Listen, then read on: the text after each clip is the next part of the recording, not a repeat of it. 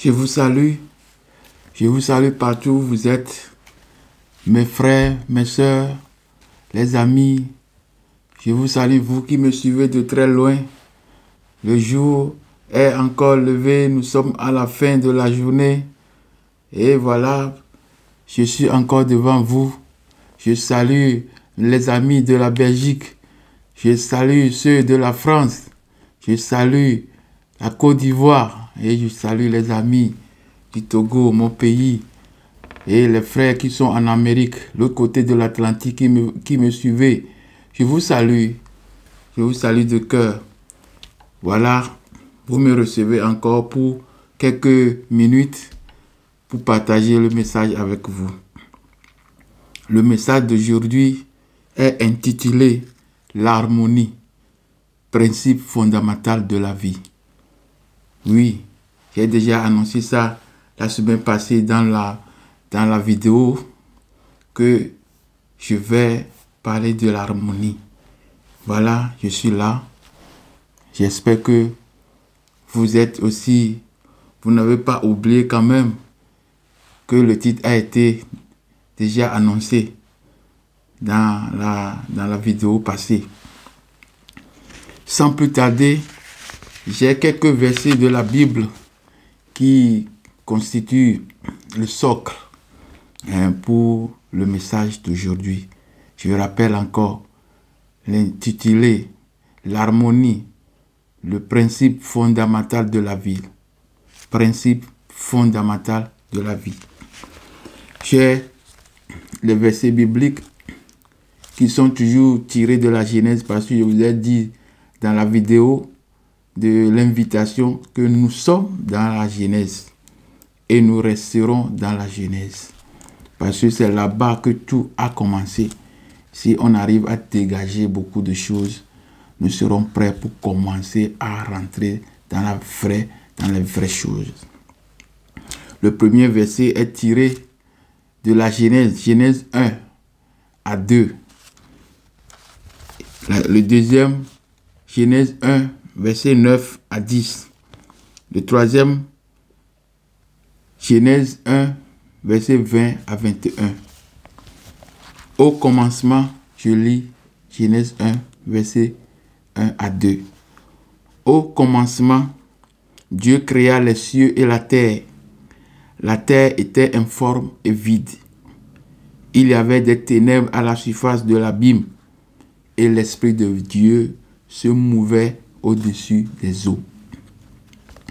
Dans la version André Chouraki, au lieu de parler de terre qui était informe, il parle de la terre était tohu et bohu, une ténèbre sur les faces de l'abîme, mais le souffle d'Élohim planait sur les faces des eaux.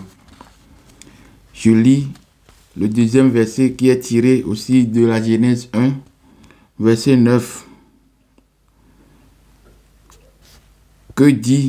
Dieu dit que les eaux qui sont au-dessous du ciel se rassemblent en un seul lieu et que le sec paraisse.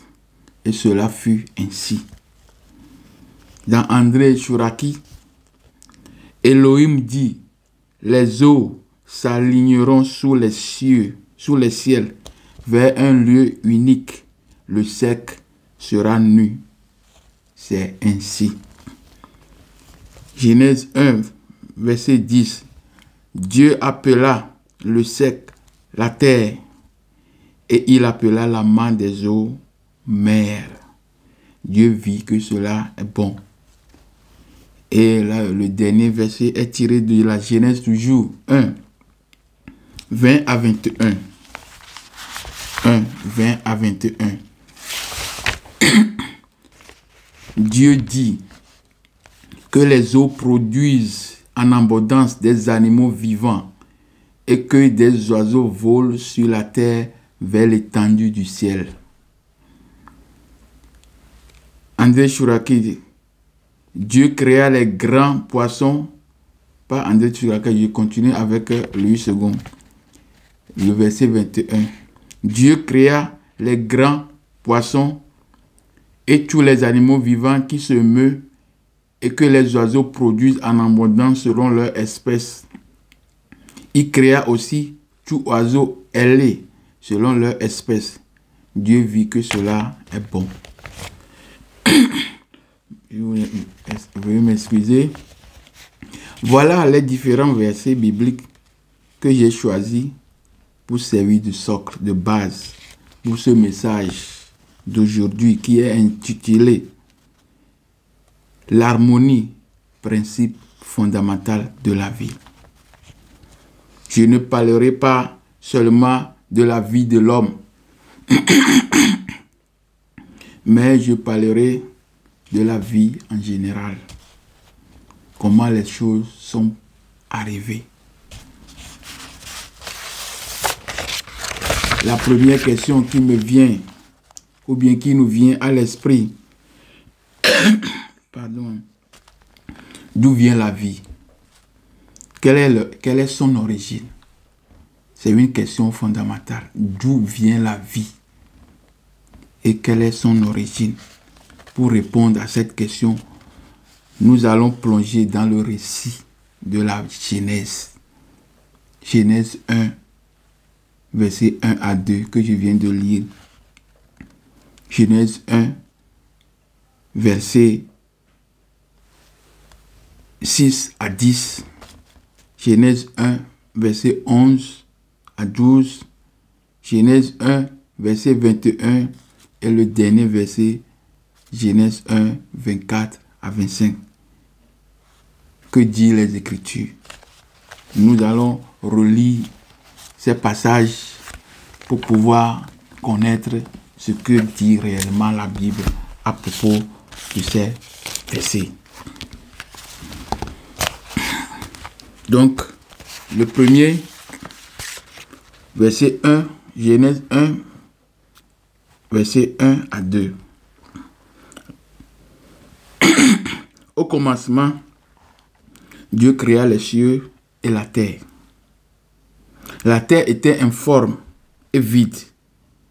Il y avait des ténèbres à la surface de l'abîme et l'Esprit de Dieu se mouvait au-dessus des eaux.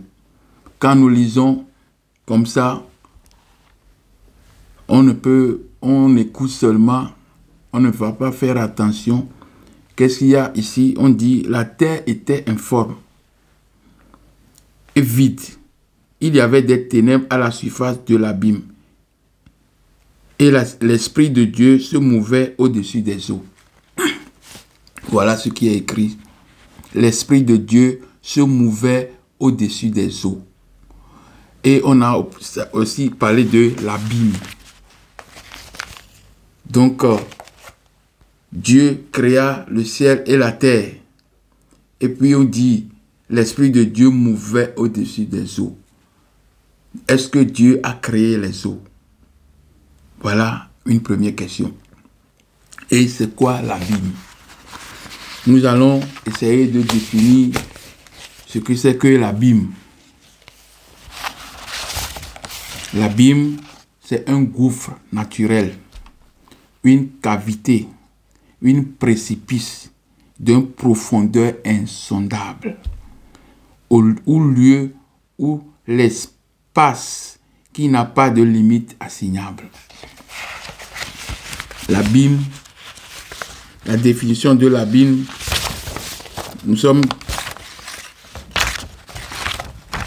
ça nous parle d'un gouffre et ça nous parle aussi d'une cavité, c'est-à-dire un fossé, une précipice, une profondeur, c'est-à-dire quelque chose qui est très profond, qui est grand, qui est insondable, qui n'a pas de limite. Voilà ce que la Bible nous dit concernant ces deux.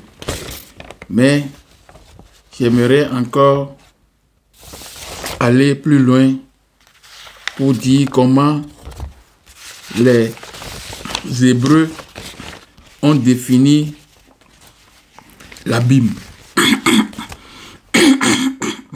Vous m'excusez, mes frère et soeur, je prends les médicaments, mais ça va aller un peu avant de se rétablir. Donc l'abîme, d'après la Bible, l'abîme est l'océan qui a enveloppé autrefois la terre. L'abîme apparaît environ 100 de fois dans la Bible. Il désigne un lieu particulier ou bien une situation, un état. Donc je suis en train de définir l'abîme. L'abîme est défini comme profondeur, la mer en profondeur, les eaux, grands eaux immenses, insondables, illimitées. Il y a des mots hébreux, par exemple, Tehum est défini la Bible comme Tehum est défini comme abîme, profondeur, la mer. Il est généralement traduit par eau en bas, flot, lac. Donc, tour à tour, c'est les grands eaux. C'est l'abîme. Parce que c'est pourquoi on dit la terre était informe et vide. Il y avait des ténèbres, donc il y avait déjà des ténèbres sur la terre. Et puis à la surface de l'abîme, il y a des ténèbres. Et puis l'Esprit de Dieu mouvait. Donc Dieu est là, mais on voit qu'il mouvait sur les eaux. Est-ce que Dieu, la question qu'on pose, est-ce que Dieu a créé les eaux? Donc il faut aussi avoir en tête cette question. Parce que Dieu est en train de créer des choses et puis il mouvait au-dessus des eaux. Est-ce que les eaux là étaient créées? C'est là une question. Donc je viens de définir l'abîme. Il y a aussi un verset de la Bible chez les Romains et les Hébreux qui dit que l'abîme est défini comme caché. Caché, c'est-à-dire quelque chose qu'on ne peut pas voir, qu'on ne peut pas serrer, c'est immense. Donc si je vois, on fait une étude sur cette définition de l'abîme. L'abîme donne certains attributs de Dieu. C'est pourquoi on parle aussi de caché. L'abîme, c'est caché. Donc, voilà l'abîme dont on parle de la Bible. Dans la Bible, c'est caché. Et qu'est-ce qui est caché? C'est Dieu qui est caché. C'est Dieu qui est caché. En Égypte antique, on dit Imana. Imana veut dire caché. Donc, quand on parle de l'abîme, les critères, les attributs ou bien la définition de l'abîme joint un peu celui des critères, des attributs de Dieu. Voilà. Donc,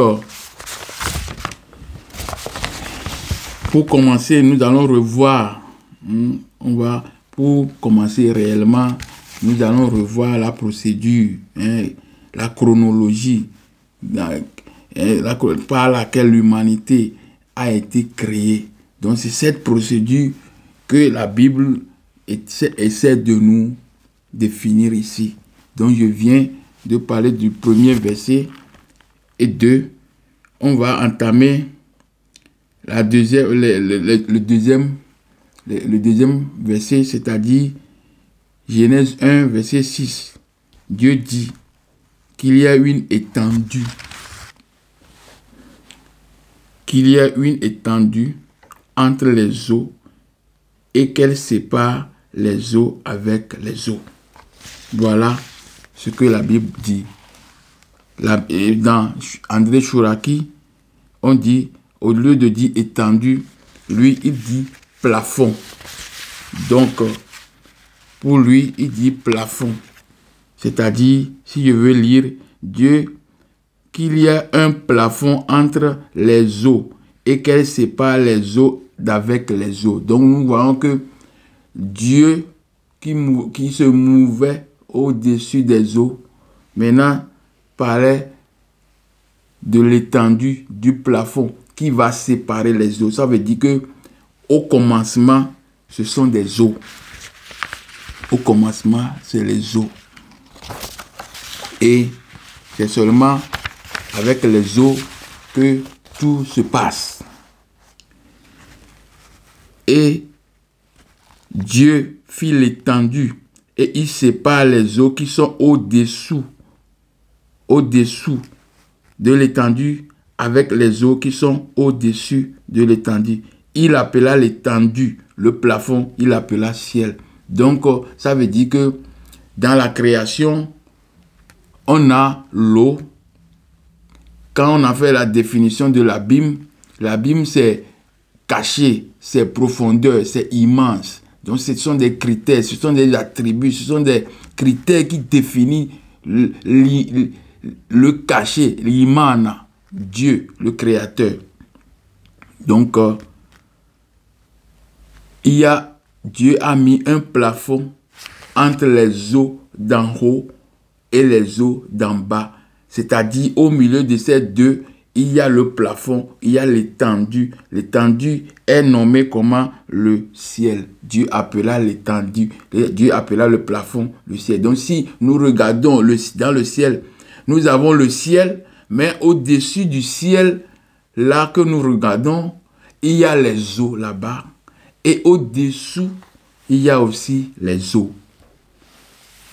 Donc, nous lisons la suite. Dieu appela l'étendue ciel, ainsi il y eut un soir et eut un matin. Ce fut le second jour. Donc, nous allons lire aussi le verset 9. Dieu dit que les eaux qui sont au-dessous du ciel, donc maintenant Dieu parle aux eaux qui sont au-dessous du plafond. Dieu dit que les eaux qui sont au-dessous du ciel, du plafond, se rassemblent en un seul lieu et que le sec paraisse. Dieu appela le sec terre et il appela la main des eaux mer. Voilà, il y a un plafond, le ciel que nous regardons. Au-delà du ciel, nous avons encore l'eau et en dessous du ciel, nous avons encore l'eau. Donc ça veut dire que nous, c'est les premiers eaux, les eaux du commencement, c'est ça qui est partagé par le plafond. Et nous avons deux types d'eau. Il y a les eaux d'en haut et puis il y a les eaux d'en bas. Voilà. Nous continuons. Chaque créature, si je peux dire comme ça, chaque créature est liée à l'eau. Si nous voyons ce qui se passe, chaque chose créée est liée à l'eau. Je vais aussi remonter un peu pour lire le verset 3 et 4 et 5. C'est très important. Là où on parlait de la lumière. Dieu dit que la lumière soit et la lumière fut. Dieu dit que la lumière était bonne et Dieu sépara la lumière avec les ténèbres. Donc sur la surface de l'eau, il y a les ténèbres.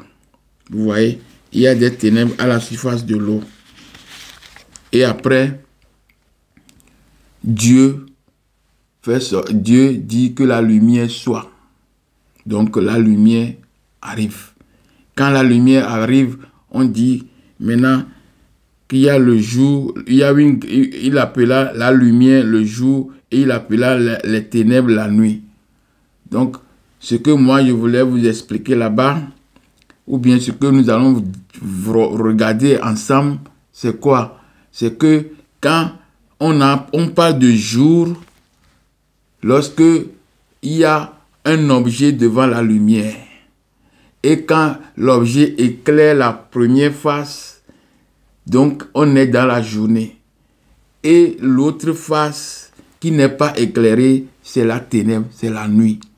Donc, si nous disons que Dieu créa la lumière et qu'il sépare, il donne la lumière pour le jour et la nuit pour les ténèbres, ça ne veut pas dire que la lumière qui est là, c'est une lumière qui qui illumine une terre plate. Non.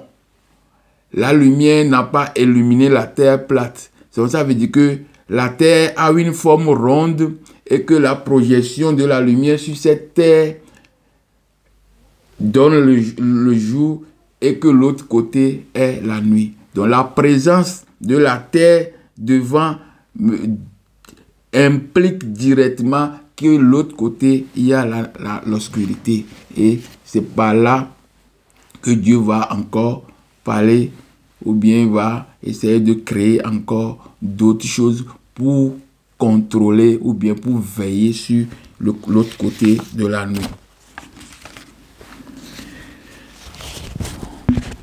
Nous allons, comme je le dis, on va continuer par examiner les Écritures.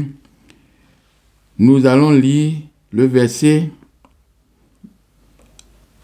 Genèse 1, verset 15. Ou bien on commence par le verset 14. Qu'il y ait des luminaires dans l'étendue du ciel pour séparer le jour d'avec la nuit, que ce soit le signe le signe pour marquer les époques, les jours et les années. Donc, la lumière, la première lumière qui était apparue était une lumière pour contrôler la journée. Et l'autre côté est dans l'obscurité. Donc, il faut aussi créer quelque chose pour qu'il y ait la lumière aussi de l'autre côté. Donc, et le jour et la nuit, les lumières, ils vont régler maintenant le temps, l'époque. Parce que quand il fait jour, on peut compter. Quand il fait nuit, on peut compter. La nuit plus le jour, la nuit plus le jour fait une journée, 24 heures. Donc, c'est ça. Je rappelle que j'ai choisi l'Égypte aussi pour mettre dans ceci, toujours pour que nous cherchions à comprendre un peu la cosmogonie de l'Égypte. J'ai mis l'Égypte dans le message parce que déjà dans le message passé, l'homme Adam, une kémette, un pur mélano, signe et confie, c'est un titre que j'avais donné à la vidéo passée. Donc, je rappelle que je suis toujours dans une suite logique. Donc, j'invite les gens à aller regarder les vidéos pour que, quand il finit ça, il peut comprendre ce qui est l'autre qui va venir. Donc, nous savons de la Bible et des preuves scientifiques que l'Afrique est le berceau de l'humanité et que Adam est une kémette, un pur mélano. Celui qui sera bien placé pour parler du récit de la création de l'univers ne serait qu'une kémette, un Africain. L'Afrique qui peut seulement parler du récit de la création parce que on a déjà vu que Adam est placé dans le jardin d'Éden qui se trouve dans les grands lacs. Donc si les premières créatures, les premiers hommes de Dieu que Dieu a façonnés sont sur la terre noire, donc c'est eux seulement qui peuvent parler du récit de la création, pas d'autres personnes. Vous voyez? Donc c'est eux seulement qui peuvent parler du récit de la création. Donc les autres peuples qui vont essayer de s'arranger pour parler de la création, eux aussi vont faire leur effort. Mais le principal concerné serait seulement un mélanoderme, c'est-à-dire un noir. La première civilisation qui a émergé est celle de l'Égypte. Et cette dernière a laissé des documents. Donc on nous a toujours dit, comme il n'y a pas de documents, alors que les Égyptiens antiques, pas l'Égypte que nous voyons là-bas, de la Sicile, les gens qui sont là-bas de couleur de peau blanche, non. Les Égyptiens étaient des noirs. Mistraïm, j'ai déjà fait tout ça là dans les vidéos passées. Hein, c'est bon d'aller regarder les vidéos de la lumière sur la vraie origine du patriarche Abraham. Le Sem Kamite voilé, gardien de la tradition kamite.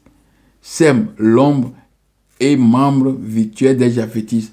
Donc, dans ces thèmes, il y a déjà traité de la couleur de ces Égyptiens. C'est l'enfant de Cam.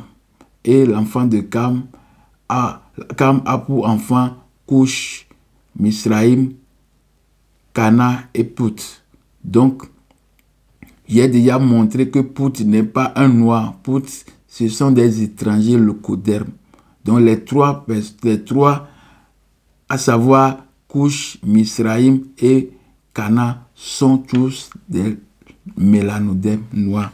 Donc, il faut aller visionner ces vidéos. Pourquoi je veux parler un peu de l'Égypte? Parce que l'abîme qui est constitué d'eau et que par là, Dieu a essayé, pas essayé, mais Dieu a créé d'abord la lumière. Je dis que la lumière n'est pas créée parce que tout au commencement était Dieu. C'est-à-dire l'abîme qu'on vient de définir, on a vu qu'il y a des attributs de Dieu dans l'abîme. Donc, l'abîme là, c'est Dieu. Et il y a Dieu déjà dans la création. Dieu était dans la création déjà. Et la sortie de la lumière, c'est Atum. En Égypte antique, on l'appelle Atum. C'est Dimurge. C'est le Dieu, l'origine, Dieu d'origine de la création. Atum. Et ça représente le soleil, la lumière, le soleil. Celui qui vient à l'existence par lui-même. Donc Dieu vient à l'existence par lui-même. Personne n'a créé. Il est alpha et oméga. C'est comme ça la Bible dit. Il est alpha et oméga. Personne ne l'a créé. Donc pour les Égyptiens, Atum vient de Nun. Nun, c'est l'océan primordial. Cet océan primordial, c'est ça qui est l'immensité d'eau que on dit que Dieu planait au-dessus des eaux. Dieu ne planait pas au-dessus des eaux. Dieu était là, étaient les eaux là. Les eaux là, Dieu était là. On l'appelle océan primordial. Les Égyptiens l'appellent océan primordial. C'est un chaos. C'est pourquoi André Chouraki a dit Tohu Bohu. Tohu Bohu, ça veut dire quoi? Je vais essayer de définir aussi Tohu Bohu. Tohu Bohu, pour André Chouraki, grand désordre, grande confusion, des choses mêlées. C'est un chaos primitif, néant des éléments qui précédaient la nature. Donc un chaos primitif néant des éléments qui précédaient la création du monde. Il est composé de Tohu, vide, néant, et de Bohu, encore vide, qui donna Tohu wa Bohu en allemand. Donc, si je donne un exemple, j'amène votre idée sur quelque chose. La tsunami. Quand tsunami est arrivé, qu'est-ce que ça fait? Ça vient sur la terre, ça prend tout, ça mélange tout complètement. Donc, ces eaux qui envahissent la terre comme ça, nous pouvons le dire que c'est un désordre, un chaos. Donc, tout était dans l'eau là. Tout ce que les hommes utilisaient était dans l'eau. Et en débris maintenant. Donc, il est méconnaissable.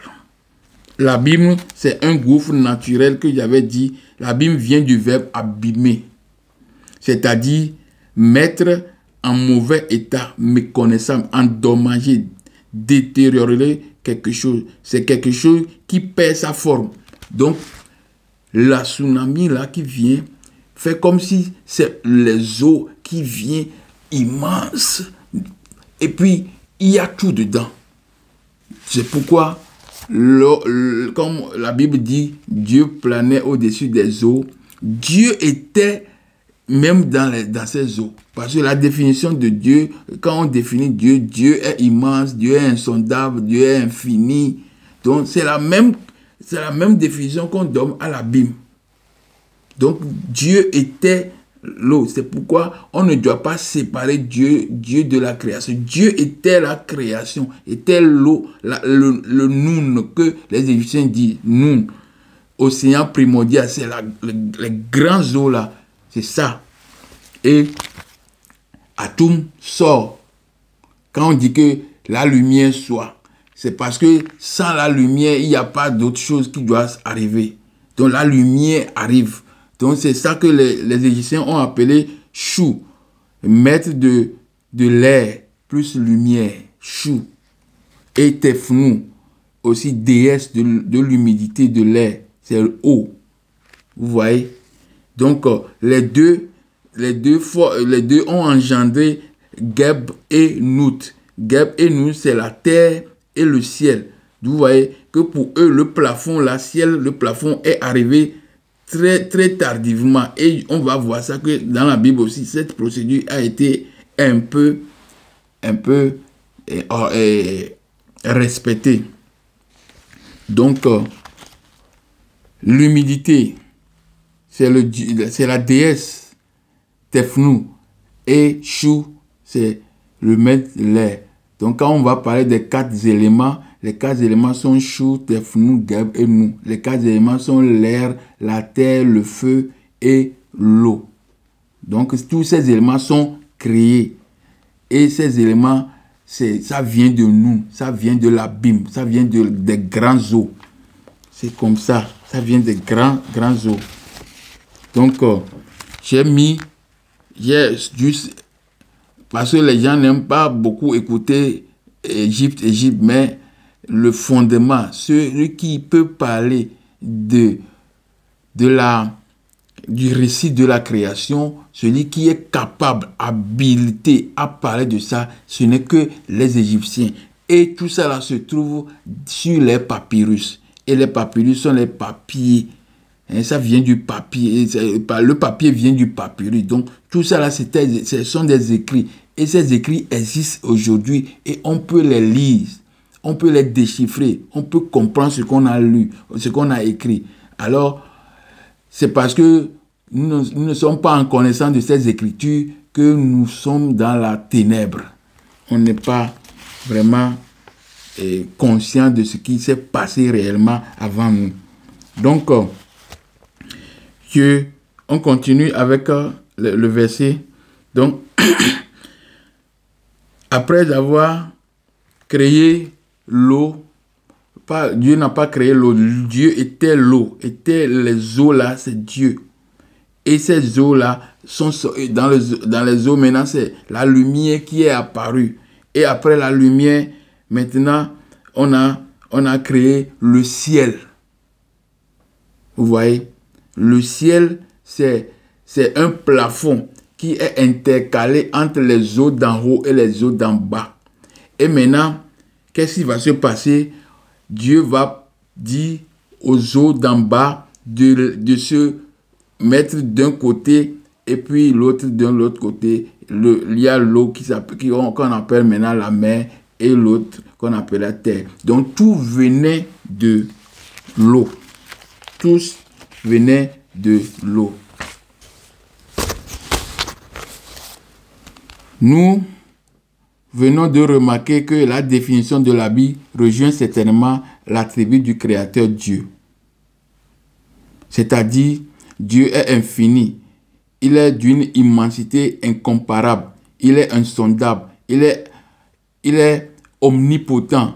Omniprésent plutôt. Omniprésent parce qu'il est partout. L'eau là est partout. Il remplit toute la terre, voire tout l'univers immensément grand. C'est que les Égyptiens antiques appelaient nous. C'est ça que les Égyptiens antiques appelaient nous, c'est-à-dire l'océan primordial, qu'ils appelaient encore le chaos primitif. Pour eux, tout était dans le Noun et c'est l'océan primordial. J'ai donné l'exemple de tsunami pour donner une idée sur la chose. Pour les Égyptiens, l'océan primordial est le début de tout. Il contient le Dieu des origines. Donc Dieu n'est pas séparé de la création. Dieu était dans la création. C'est Dieu même qui est dans la création. Il est sorti de la création et il continue à agir sur la création.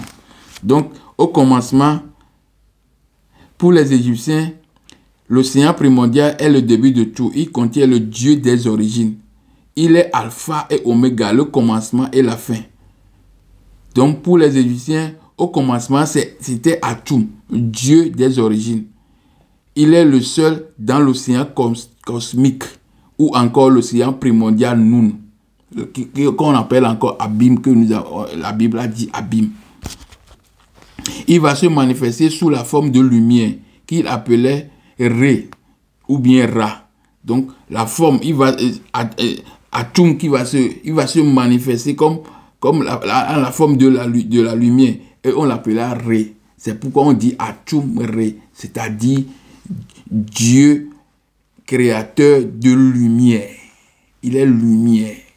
Atum Ré. Dimuj Ré. Atum, je suis le grand Dieu qui est venu à l'existence de lui-même. C'est l'eau, c'est Nun, c'est le Père des dieux, le Père de toute l'humanité. C'est ça. Pour les Égyptiens antiques, les premiers qui ont parlé du récit de la création, Dieu des origines, que les rédacteurs bibliques appellent Dieu le Créateur éternel, Elohim, Yahvé, Adonai. Je rappelle que tous ces noms méritent d'être encore expliqués dans leur origine, c'est-à-dire Elohim, Yahvé, Adonai, mais l'éternel c'est Néhéhé, éternel, sans fin, illimité, insondable. Ça, c'est bon, éternel. Mais Elohim, Yahvé, Adonai, c'est encore à revoir. On doit encore expliquer ça, leur origine, ce que ça veut dire réellement. Donc, tout cela mérite d'être expliqué et n'est pas en dehors de la création. Donc, Dieu n'est pas en dehors de la création. Il était dans le tout. Dieu n'est pas en dehors de la création. Il était dans le tout. Il était dans le tout, c'est-à-dire dans le nous, dans ce chaos. Tout ce qui est venu à l'existence n'était que lui. Tout ce qui est venu à l'existence, c'est-à-dire quand il dit que le plafond vient, c'est pas. Donc tout ce qui arrive, c'est de Dieu que ça arrive. Il ne s'est jamais dissocié de sa création. Dieu ne s'est jamais dissocié. Dieu est dans la création. Sans l'existence de Dieu dans la création, rien ne peut arriver. Donc Dieu est dans la création. Au cours de la lecture des versets bibliques choisis, nous allons comprendre si Dieu des origines n'est pas dans chaque chose créée. On va vérifier Dieu de l'origine. Est-ce qu'il n'est pas dans les choses qu'il a créées? Il est déjà dedans. Dieu dit que la lumière soit et la lumière fut. Dieu vit que la lumière est bonne et Dieu séparait la lumière des ténèbres. Dieu appela la lumière le jour et les ténèbres la nuit. Nous savons que les ténèbres se dissipent toujours en face de la lumière. Mais dans ce cas, Dieu dit que la lumière soit et la lumière fut. Malgré ça, il y a encore la ténèbre. C'est-à-dire, Dieu a dit que la lumière soit et la lumière est là. Mais il y a encore la ténèbre. J'avais expliqué ça un peu au début. Dieu a dit que la lumière soit et la lumière est encore là. Mais il y a encore la ténèbre. Pourquoi? Il a dit que c'est parce qu'il y a la terre n'est pas plate, la terre est ronde. C'est pourquoi la lumière, bien qu'il y a la lumière, mais il y a encore l'obscurité. Mais si la terre était plate, la lumière peut complètement éclairer tout. Mais comme la terre était ronde, la lumière ne peut pas éclairer. Donc il y aura un côté éclairé et un côté qui reste dans l'obscurité. Voilà, c'est ça. Parce que la terre n'est pas plate. Elle a une forme ovoïde, forme d'un œuf. La lumière illumine une face de la terre et l'autre n'est pas éclairée. C'est une conséquence immédiate de la position de l'objet devant la lumière. Donc, le jour et la nuit n'étaient que la conséquence d'un corps devant la lumière qui est d'après les Égyptiens antiques. On appelle, et d'après les Égyptiens antiques, la lumière là est Atum. Comme un côté dans l'obscurité, il faut nécessairement la présence des luminaires. Donc, comme l'autre côté de la terre est dans l'obscurité, il faut toujours des luminaires. Donc, ce qui va éclairer les choses là. Donc, c'est ça, c'est le verset 14 de la Genèse 1 jusqu'à 19 qui en parle. Donc, vous pouvez aller lire verset Genèse 1, verset 14 jusqu'à 18. Jusqu'à présent, nous ne sommes pas arrivés à la création du ciel et de la terre. Parce que on a vu qu'il y a le ciel, qui est le plafond, mais la terre n'est pas encore arrivée. Alors qu'au début, Dieu a dit, j'ai créé le ciel et la terre est informe. Mais jusqu'à présent, la terre même n'est pas encore arrivée. Vous voyez, la terre n'est pas encore arrivée. Donc, c'est-à-dire que la terre ferme sur laquelle moi et vous, nous vivons n'est pas encore là. Mais nous y sommes maintenant car nous allons entamer les versets suivants. Genèse 1, 6 à 10. Voilà. Là, on parlera de la création du ciel. Donc, le ciel, on a déjà parlé de ça. Le ciel est arrivé parce qu'il y a un plafond. Le plafond, là, c'est ça qu'on appelle le ciel. C'est ça qu'on appelle le ciel.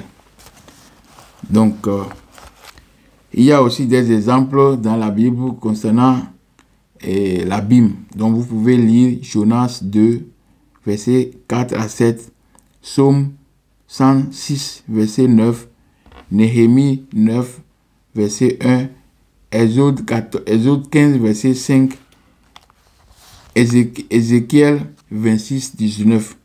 Quand on dit « Je te ferai monter contre tout l'abîme et que les grands eaux te couvriront. » Donc l'abîme, c'est les eaux. Hein? Et Dieu était dans les eaux là. Dieu était dans les eaux. Il était dans le Noun. Il était dans l'océan primordial. Il était dans l'abîme. C'est lui l'abîme. Et c'est lui qui façonne tout. Remarque importante. Lors de la création de la terre, l'abîme désigne les grandes eaux, les grandes étendues d'eau, les océans. L'abîme, c'est ça.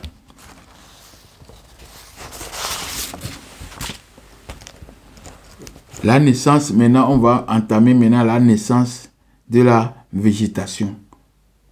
Parce que nous avons vu dans Genèse 1, verset 9 à 10, que la terre est apparue parce que l'eau du dessous du ciel a cédé une place et la terre sèche est venue. Donc maintenant, qu'est-ce qui va arriver? À partir de cette terre sèche, il y aura la naissance des végétations et des animaux. Nous savons maintenant que la terre est un produit des eaux du dessous de l'étendue. Donc la terre qui est venue là, c'est le produit des eaux qui est au-dessus de l'étendue, hein, qui est appelé ciel plafond.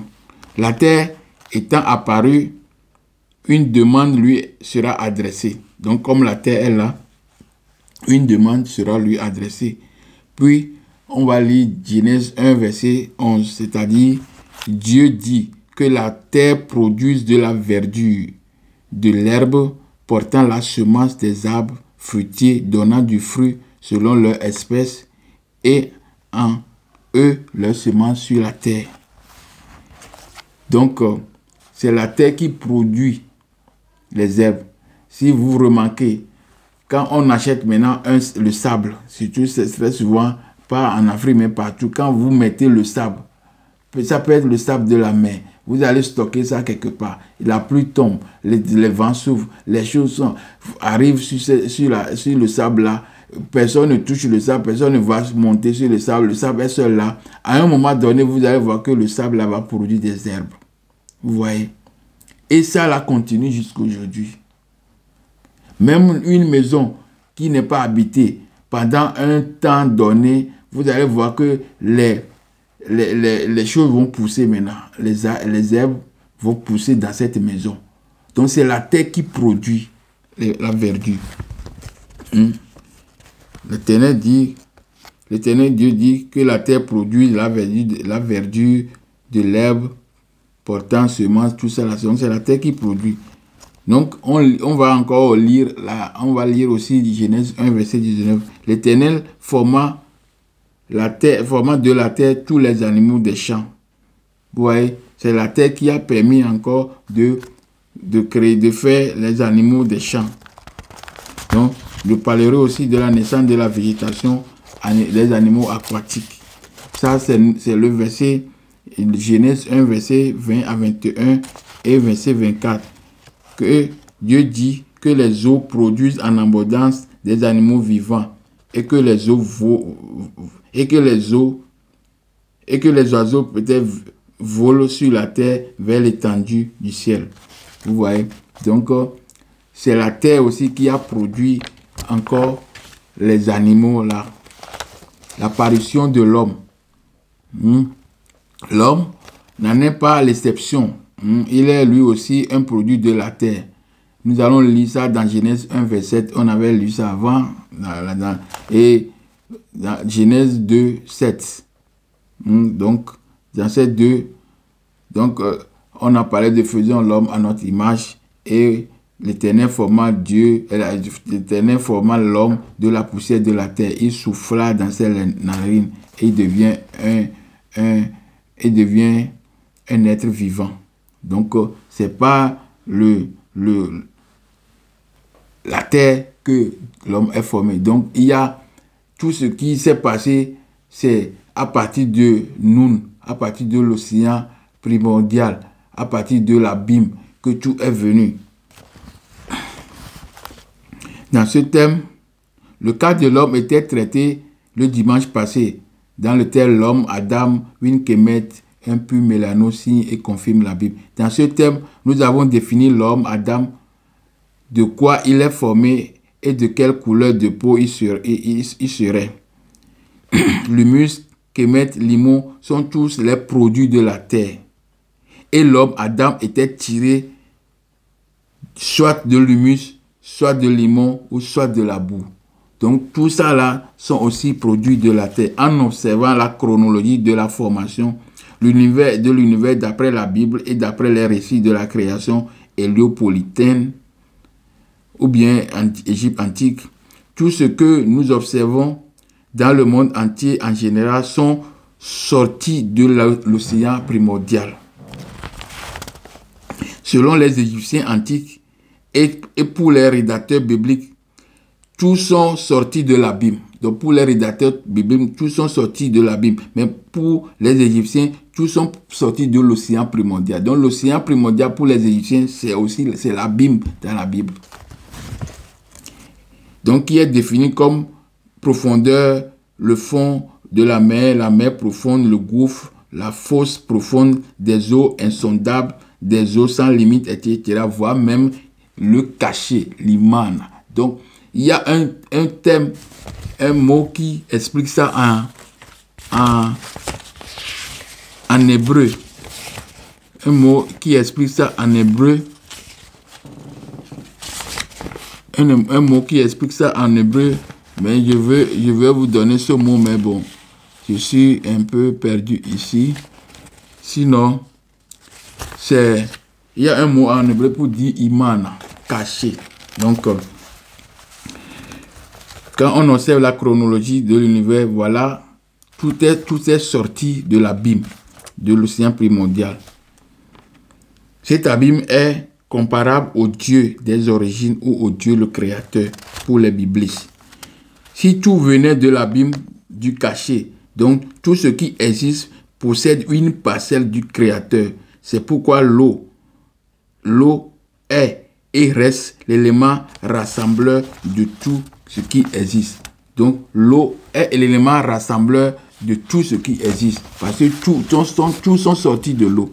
Je l'ai déjà souligné dans le thème passé, le besoin ou l'importance de l'eau pour toute création. Le Créateur a pris soin de nourrir la création avec de l'eau. Tout le travail gigantesque que les montagnes font pour nourrir la création, comme je l'avais dit, c'est un mystère de jet d'eau. C'est un mystère de jet d'eau, la fontaine publique, qui permet d'arroser l'humanité. Donc, s'il n'y a pas de montagne, tout ça là, l'humanité sera inondée. Donc, les montagnes font nourrir la terre de l'eau partout, les arbres, tout, parce qu'ils sont les produits de la terre. Tout sont des produits de la terre. Donc,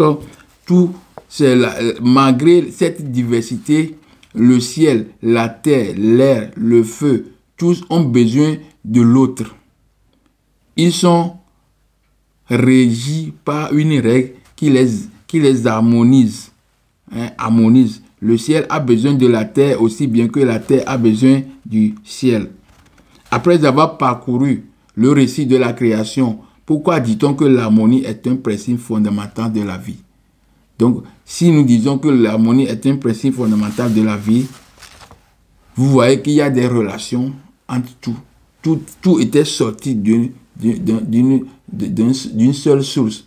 Et donc, comme Dieu était la source, Dieu était dans toute la création. Dieu n'est pas en dehors de la création. Comme on nous a dit, Dieu est un barbu, tout ça, il a créé. Non, Dieu était dans la création. Tout avait la parcelle de Dieu en lui. Tout ce que Dieu a créé, tout ce qu'on a créé, tout ce qui est apparu sur la terre, il y a Dieu en ces choses. Donc, l'eau qui est le rassembleur fait que toutes ces choses, malgré leur diversité, sont unies, sont en harmonie. Dieu étant plein d'amour, ne peut agir que dans l'ordre, dans l'harmonie. Donc l'amour, l'harmonie et l'ordre sont les principes de la vie, que ce soit la vie prise individuellement ou la vie prise collectivement.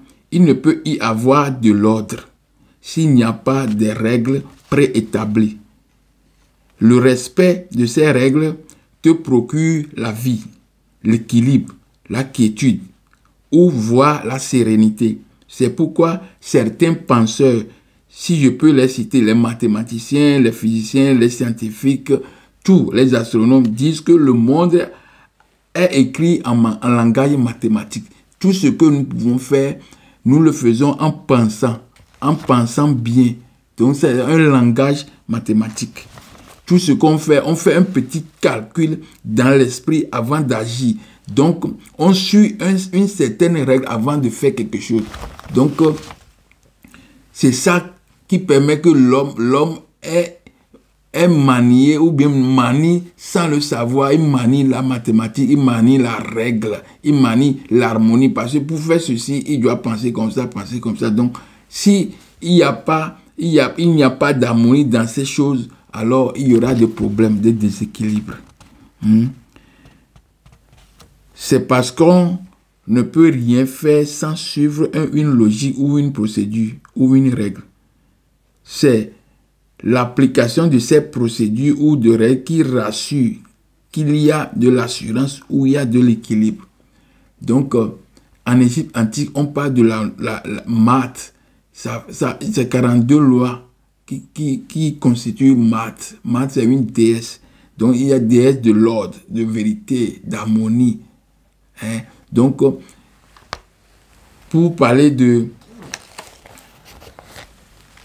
l'homme en général, c'est la semaine prochaine qu'on va entamer la vie concernant l'homme, la vie concernant les animaux, la vie concernant la vie dans la communauté. Donc, la semaine prochaine, nous allons essayer d'ouvrir ou bien de dire des choses concernant ça. Donc, en résumé, je peux dire que dans la Bible-ci, la terre était informe, vide, et il y avait des ténèbres à la surface de l'abîme, et l'esprit de l'eau se mouvait. Donc, on vient de voir que l'abîme, c'est déjà Dieu. Pour les Égyptiens, c'est Noun, océan primordial, c'est ça le chaos, c'est dans ça qu'il y a tout. Toute la création était dans l'abîme. Et avec maintenant l'ordre, la naissance des choses, alors il y a l'ordre, une chronologie arrive et des choses commencent par apparaître. Donc, l'eau était au début, parce que quand l'Esprit de Dieu mouvait au-dessus de l'eau, on ne nous a pas dit dans la Bible que Dieu a créé l'eau. Non, Dieu était l'eau là. Dieu était l'océan primordial. Dieu était l'océan primitif. Dieu était ce chaos. Et dans ce chaos, Atchoum est sorti. Le soleil, la lumière est sortie, il a monté. Et maintenant, les autres choses commencent par à venir. Donc, le ciel et la terre s'est formé à partir de la séparation des eaux primordiales. Donc, c'est pourquoi il y a les eaux en haut et puis il y a les eaux en bas. Quand il y a tsunami, les eaux d'en haut tombent, ils s'ajoutent aux eaux d'en bas et puis ils inondent la terre. Et puis la terre part. Tout le monde, tout ce qui vit meurt. Donc, pour maintenir que les eaux d'en haut ne viennent plus s'ajouter aux eaux d'en bas, Dieu s'est établi entre les deux terres. C'est pourquoi nous disons dans la Bible que le siège de Dieu est au ciel. Vous voyez? Le ciel de Dieu est au ciel parce que c'est le ciel qui permet l'équilibre, qui permet que les eaux d'en haut ne viennent plus s'ajouter aux eaux d'en bas pour engloutir, pour retourner à l'océan primordial. Dieu était au milieu de ces choses-là. C'est pourquoi nous devons toujours élever nos mains, élever nos esprits, être en connexion avec le Créateur qui est au milieu de ces choses-là. La semaine prochaine, on va continuer la deuxième partie de ce message. Là, je parlerai de la relation d'équivalence. C'est-à-dire, chaque chose qui est créée sur cette terre a une réaction, une interaction sur l'autre. Donc, entre eux, il y a toujours des relations qui est là entre eux. Donc, c'est pourquoi l'homme peut, devant un arbre, peut parler. L'homme devant une pierre, un monument, peut parler. Donc, tout a interaction. Donc, l'interaction veut dire il y a quelque chose de caché qui relie, c'est-à-dire les ondes. Donc, on va essayer de parler de comment nous sommes reliés entre nous pour former l'harmonie. Dieu, c'est Dieu de l'amour. Donc, il ne peut jamais rien faire sans l'amour, sans l'harmonie. Et tout ça là sont réglés par des lois, par de l'ordre. Et je vais vous montrer, on va voir ensemble comment telle loi, telle formule est dans telle formule, telle formule. Donc, chaque formule sont liées entre eux. C'est ça. Bien qu'ils sont différents, ils sont liés entre eux. Et c'est ça, l'amour de l'Éternel. La vie est fondée sur l'harmonie. Sans l'harmonie, il n'y a pas de vie. Donc, je vous remercie, mes frères. Je vous remercie beaucoup pour le temps que vous m'avez encore accordé pour suivre le message, pour partager ou bien pour être dans le message avec moi. Merci beaucoup. On se verra la semaine prochaine par la grâce de Dieu. Merci.